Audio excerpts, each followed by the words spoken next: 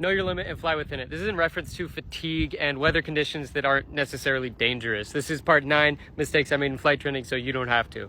When dealing with weather, obviously it has a time and place. It's good to learn to deal with it, but sometimes it's not always beneficial when we're just learning things.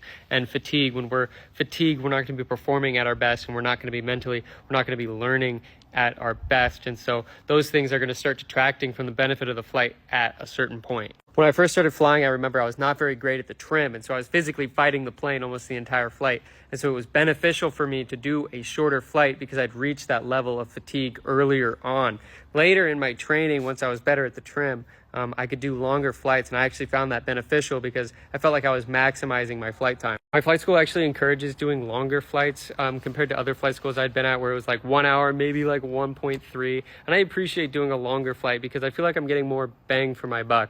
I feel like I can do fewer longer flights than more shorter flights and get the same amount of experience because each flight is going to require doing, startup, getting the weather, taxiing, doing a run up and taking off.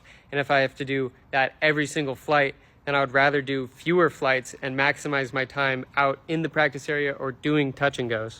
Not to discount the process of actually getting the weather, taxiing, doing the run-up, because when I first started flying, that's what I was working on. I was working on getting acquainted with the plane. The process of actually getting off the ground was completely new to me. But later on in my training, I didn't really need to focus on that as much. When it came to maximizing my flight time, I had to remember that there was a limit to that. There's a balance because maybe maximizing the flight time doesn't actually mean maximizing the benefit, because at a certain point I'm gonna get tired and I should just call it quits. Maybe the conditions aren't good and I should just call it quits. Maybe I'm fighting turbulence. Maybe I didn't prepare for the flight. It's just not going my way. I should have done more chair flying, looked over the procedures more, looked over the maneuvers or whatever, and I should just call it quits and come back another day and try it again.